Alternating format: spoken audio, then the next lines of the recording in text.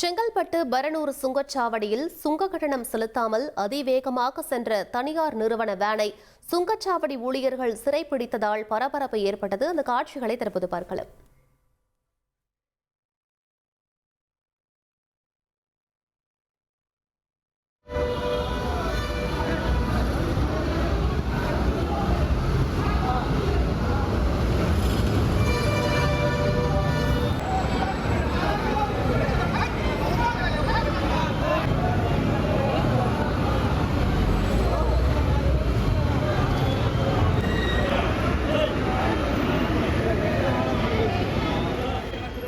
இது பற்றிய மேலும் விவரங்களை எமது செய்தியாளர் நவீன் வழங்கிட கேட்கலாம்.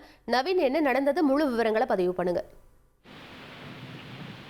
வணக்கம். செங்கல்பட்டு அடுத்த பரனூர் சுங்கச்சாவடியில் சுங்க கட்டணம் செலுத்தாமல் சென்ற வேனை சுங்கச்சாவடி ஊழியர்கள் சிறைப்பிடித்ததால் பெரும் பரபரப்பு ஏற்பட்டது.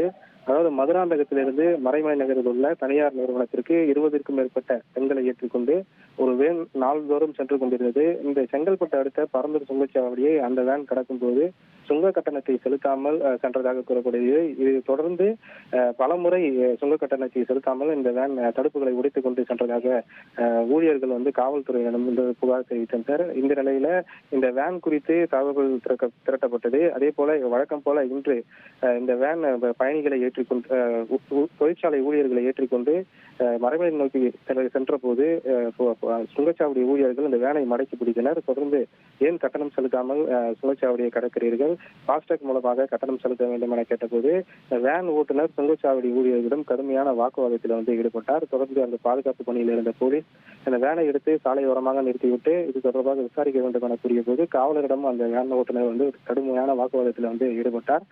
தொடர்ந்து ஒரு கட்டத்தில் இந்த வாக்குவாதம் ரொம்ப நீண்ட நேரமாக நீடித்ததால இந்த சுங்கச்சாவடியில் ஒரு பெரும் பரபரப்பான சூழல் என்பது ஏற்பட்டது.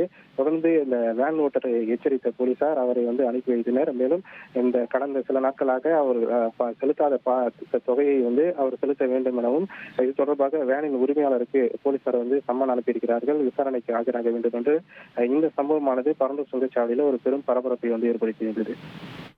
விவரங்களுக்கு நன்றி நவீன். உங்கள் தந்தி ஒன் தொலைக்காட்சியில் அண்ணாமலை தினமும் மதியம் 12 மணிக்கு காண தவறாதீர்கள்.